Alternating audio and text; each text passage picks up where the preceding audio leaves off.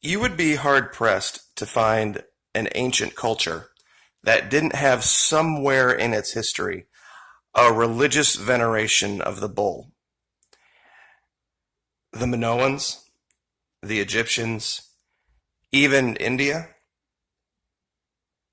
all ancient cultures. In fact, the Atlantean culture was very much tied to the worship of what they called the bull cult. Now, there are a couple of locations in Antarctica where we have revealed images that look very much like this. However, there's an article came out a couple days ago, about a recent discovery in Egypt. And looking into it, the location of where they found these sarcophagi ties in to this particular phenomenon. And I'd like to share that with you today. Now, what a lot of people don't or aren't aware of, and you wouldn't necessarily think it, different cultures had different names for the same god. The Eye of Horus, for example, the god Horus, was associated with a hawk, having the head of a hawk. But the third eye of Shiva, the destroyer, was associated with this same thing. So they were two cultures worshiping the same god. Shiva, however, was always seen as coming to power riding on a bull, a great white bull. Now, this is important for today's discussion because the two things, a hawk and a bull, wouldn't really tie the two together, are really talking about the exact same thing, Shiva and Horus. Now, what are those articles? Egypt unearths 3,000-year-old tomb with sarcophagus dedicated to Horus, god of the sky. Now remember, Horus and Shiva are the same god, just worshipped by two different cultures. And here in this article, they actually give the location. This was actually a little bit more difficult to find. Pardon me.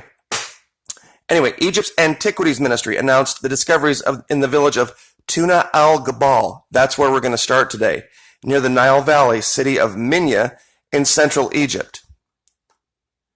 Now, before we go there real quick, I wanted to show you guys something. This is from Antarctica. We found this a long time ago. This is some kind of a platformed entry where there are what look like two giant bull horns in front of it. Also, many of you are familiar with this as well, we found. What appears to be two figures, and on the ice they have used some type of technique to create the image of a bull, and not just any bull, a bull that looks like it's being sacrificed, because as you can see out of the side here, it looks like they've stabbed it or impaled it with something.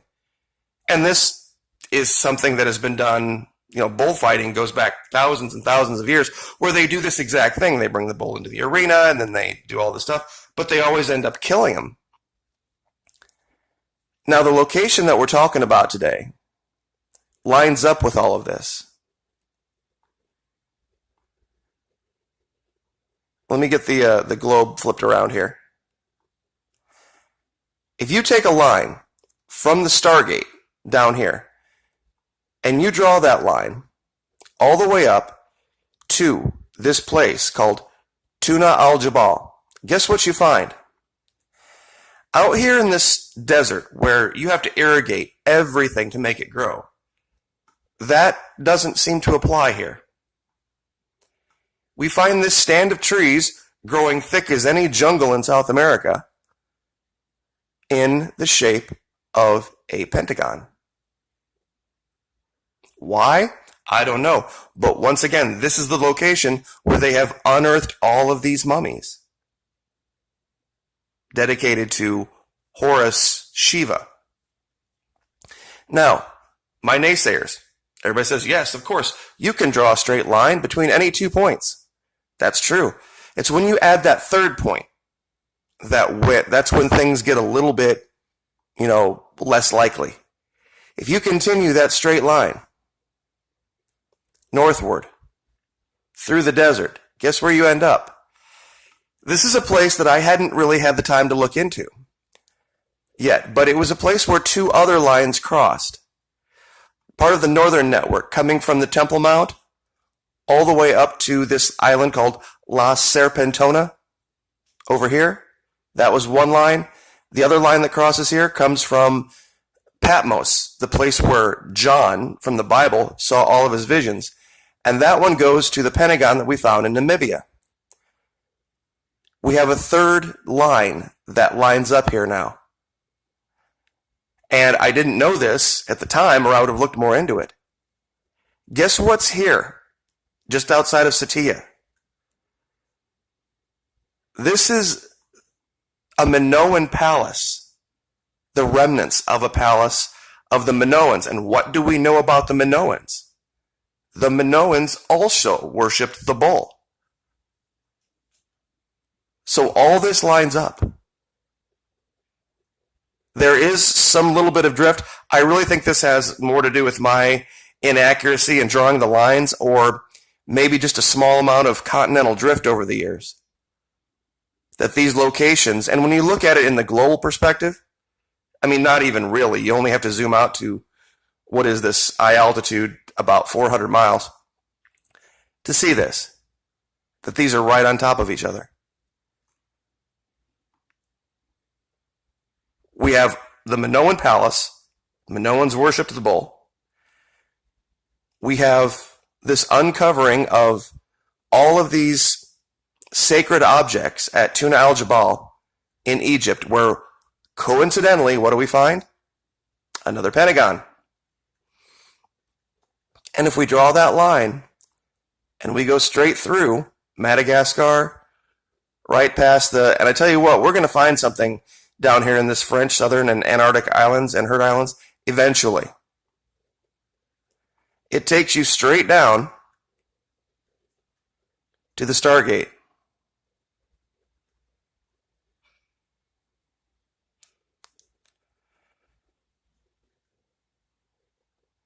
There are so many other things that tie in. Like, for example, if you take that location where we found the people creating the image of the bull,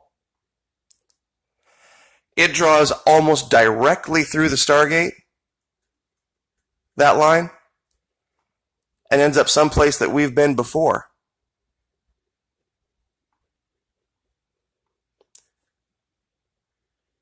These are the paracels. This is the South China Sea islands that they're creating that are directly opposite of Polo Norte in Brazil.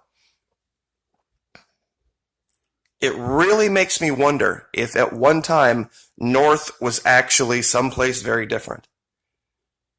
If our entire globe wasn't canted differently and spun on a different axis. And if perhaps maybe the Chinese have realized this.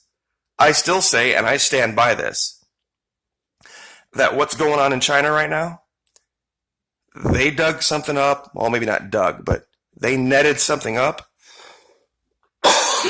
down in Antarctica. And they brought it back to that fish market in Wuhan. And that's what started all this. Because the Chinese are clamoring for all sorts of different exotic things from around the world. That's just their culture.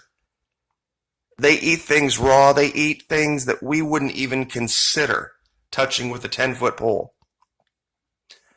I don't know if any of you remember the years and years and years ago when you took driver's education. They showed these things called faces of death. They were these sicko videos of car accidents and other weirdness from around the world. And what they did,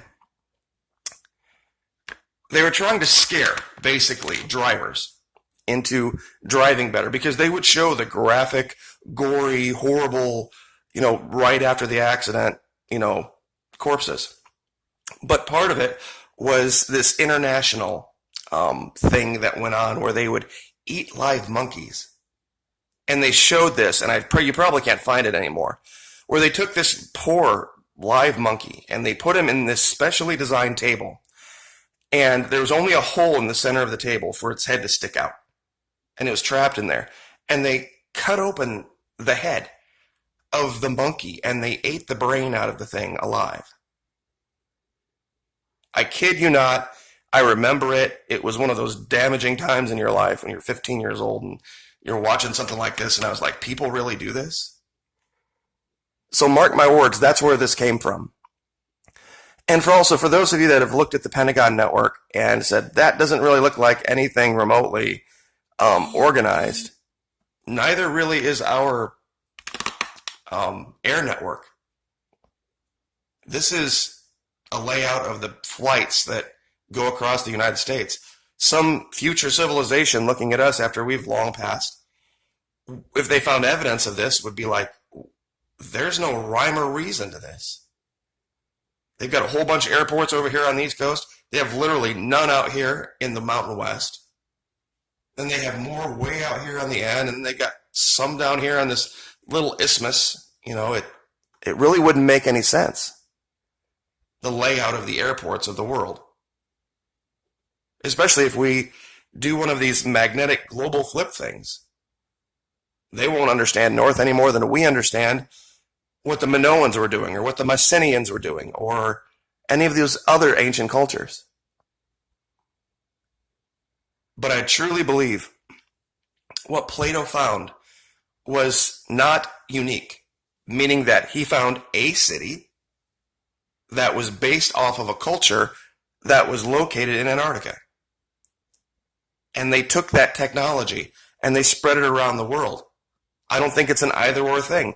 That thing they found in the Eye of Africa might just be another piece of evidence. The things they found off the coast of Spain, in the Mediterranean, even in the Caribbean. This is an island, this is Barbuda. And they have found evidence on the seafloor out here of this exact same thing. I don't think it's a one or the other thing. Or that even, to find the one place that Plato saw or Plato visited, I don't think it wasn't the home base. Let's put it that way. It was just like our cities. The vast majority of our cities are laid out the same way. This was the logic of the time to the Atlanteans or the Minoans or whoever, and our logic is different based on us getting around in a different way. So anyway, I guess I will just leave that there. The Minoans, the Mycenaeans, this location in Egypt now, all tie together. This cult of the bull, Atlantis, it's all coming together, and the more melt that happens in Antarctica, the better. Like, share, subscribe.